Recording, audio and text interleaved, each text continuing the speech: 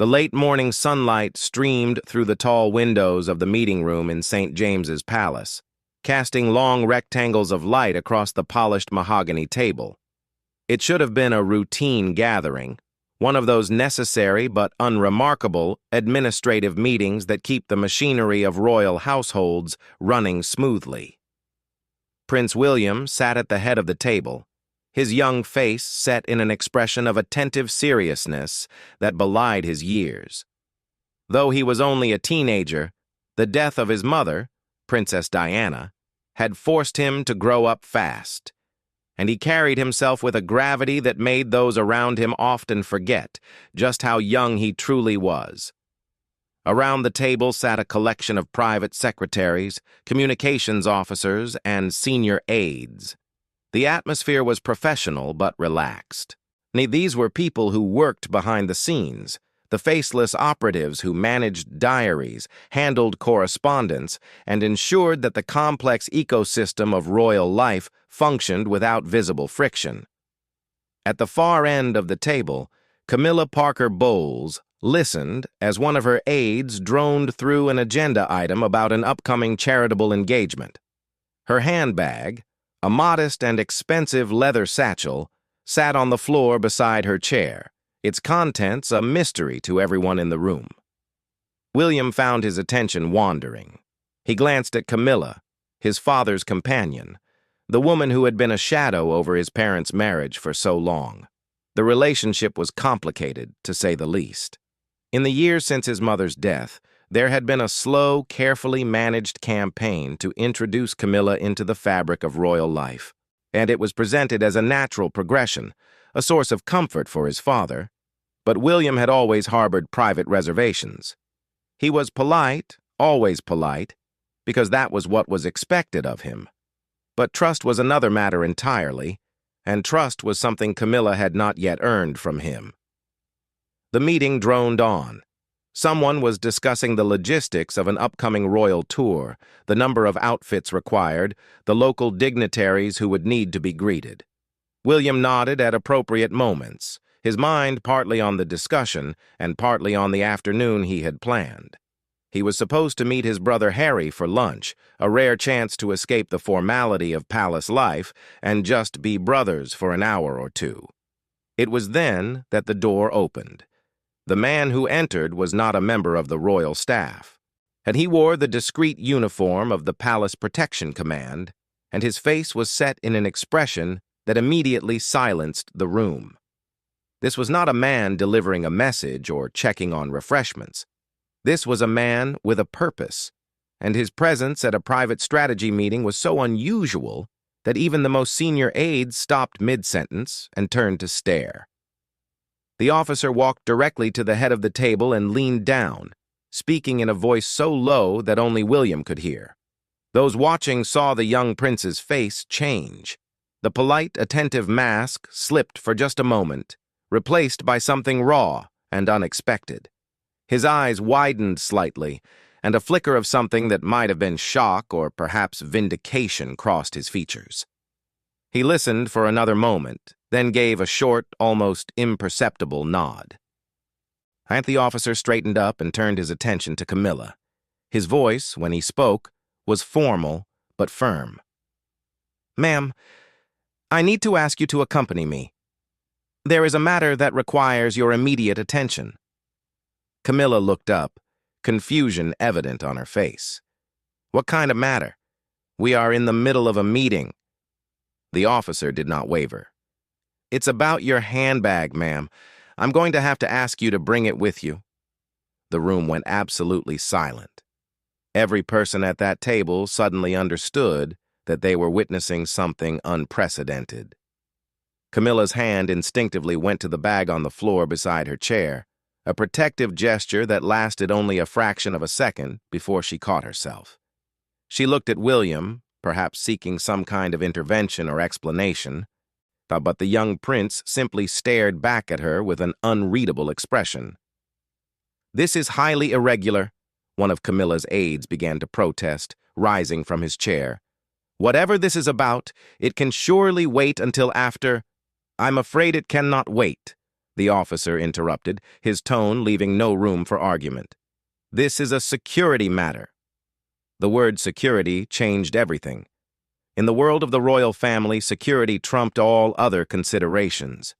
Camilla rose slowly from her chair, her movements careful and deliberate. She picked up her handbag by its straps, holding it away from her body as if it had suddenly become something foreign and potentially dangerous.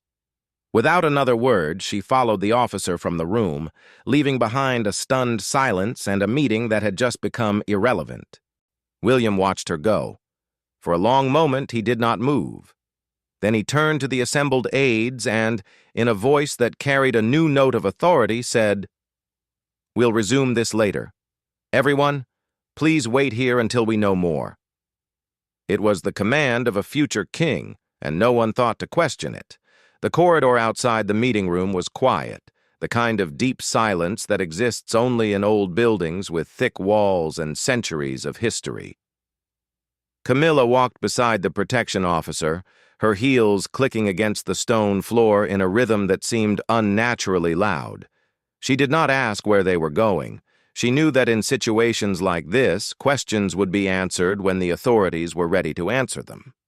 They entered a small anteroom, and a space used for private audiences and quiet conversations away from the bustle of official life. Waiting for them was a senior security official, a man Camilla recognized from previous briefings. With him was a woman in a business suit, someone Camilla did not know, who carried a small electronic device in her hand.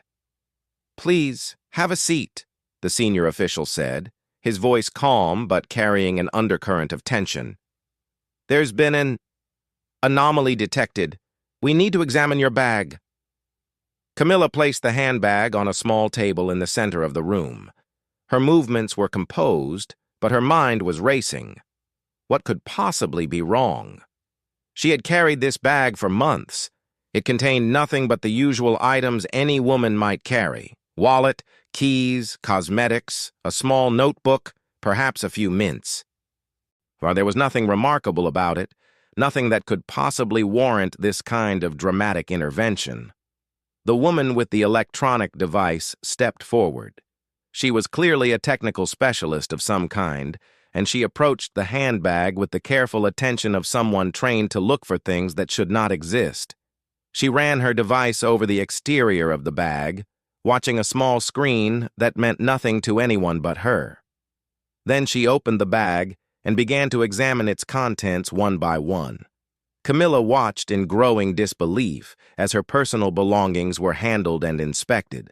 Her wallet was opened, her identification checked. Her compact mirror was examined from every angle. Her notebook was flipped through, each page scrutinized for anything unusual. It was invasive, humiliating, and completely inexplicable.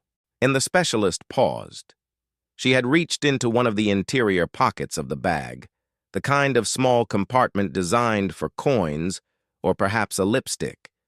Her fingers encountered something that did not belong, something that was not soft and fabric, but hard and metallic. She withdrew her hand slowly, and in her palm lay a small, dark object. It was a recording device, the kind that could be purchased at any electronics shop, small enough to fit in the palm of a hand, with a tiny microphone and a digital storage capacity that could hold hours of conversation. It was the kind of device used by journalists seeking a scoop, by private investigators trailing unfaithful spouses, by anyone who needed to capture words that were not meant to be captured. The room went very still. The specialist held the device up so that everyone could see it. And the small red light on its surface was not glowing, indicating that it was not currently recording, but that fact provided little comfort. The question was not whether it was recording now. The question was what it had recorded before. Camilla stared at the device as if it were a snake that had just emerged from her handbag. Her face, usually so carefully composed, showed genuine shock. "I have never seen that before in my life," she said. Her voice was steady, but there was an edge to it that had not been there moments earlier. "That is not mine. I did not put that there." The senior official looked from the device to Camilla and back again. His expression was unreadable, the practiced neutrality of a man who had spent decades learning to show nothing of what he was thinking. "We will need to ask you some questions, ma'am." "This is a very serious matter." Camilla nodded slowly. She understood, perhaps better than anyone in that room except the officials themselves, just how serious it was. A recording device found in her handbag. In a palace. During meetings where the most private affairs of the royal family were discussed. The implications were staggering, and they were all bad. Back in the meeting room, the waiting was agonizing. The aides who had been left behind exchanged glances and whispered speculation, but no one dared to leave or to make any calls.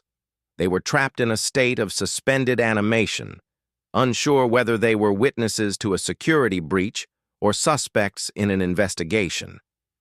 William sat at the head of the table, his hands folded in front of him. He did not participate in the whispered conversations. He did not speculate about what might be happening. He simply waited, his young face set in an expression that gave nothing away. But inside, his mind was churning. He thought about his mother. He thought about the phone calls that had been recorded and broadcast to the world, the intimate conversations that had become public property, the humiliation she had endured. He thought about the way the palace had handled those crises, the careful management of information, the attempts to control narratives that were already spiraling out of control. And he thought about Camilla, the woman at the center of so much of that history, now at the center of something new. The minutes stretched into what felt like hours. Finally, the door opened again. The protection officer who had first entered the room returned. But this time his expression was different. The urgency was gone, replaced by something more complicated, something that might have been relief or might have been concern. "His Royal Highness," the officer said, addressing William directly, "the situation has been contained. The Duchess of Cornwall is assisting with inquiries, but there is no immediate security threat." William rose from his chair. "What was it?" he asked. His voice was calm, but there was an insistence in it that demanded an answer. The officer hesitated, clearly weighing how much to say in front of the assembled staff. "A personal item was found that should not have been there. The matter is under investigation." "A recording device," William said. It was not a question.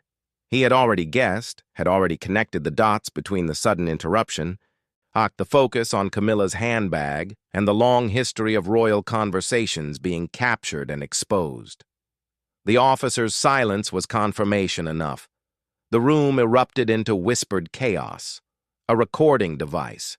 In Camilla's bag. The implications were immediate and devastating. Who had placed it there? What had it recorded?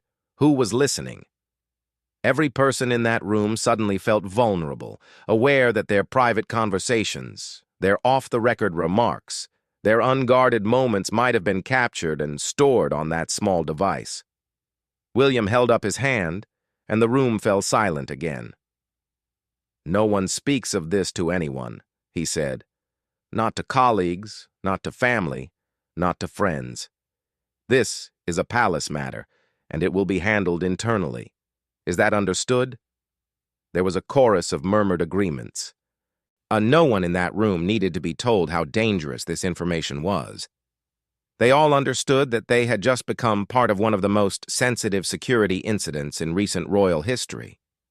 William walked to the door, then paused and turned back. "The meeting is adjourned until further notice. I'll be in touch when we're ready to resume." Then he was gone, striding down the corridor toward whatever was waiting for him, leaving behind a room full of people who had just witnessed history and had no idea what to do with it. The investigation began immediately. Camilla was escorted to a private office where she was asked to recount every moment of her day, every person who had been near her handbag, every time she had set it down or left it unattended. She answered every question calmly and completely, and her composure slowly returning as the initial shock faded. "I have no idea how that device got there," she said again and again. I have never seen it before. I would never do something like this. It would be insane." And indeed, the officials questioning her had to admit that the idea of Camilla planting a recording device in her own handbag made no sense. She was already at the center of royal life. She had access to everything.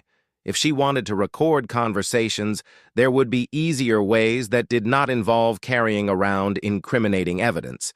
But if she hadn't planted it, then someone else had. Someone had access to her personal belongings. Someone had slipped that device into her bag without her knowledge. And that someone was still out there. The technical specialist who had found the device was already at work analyzing it.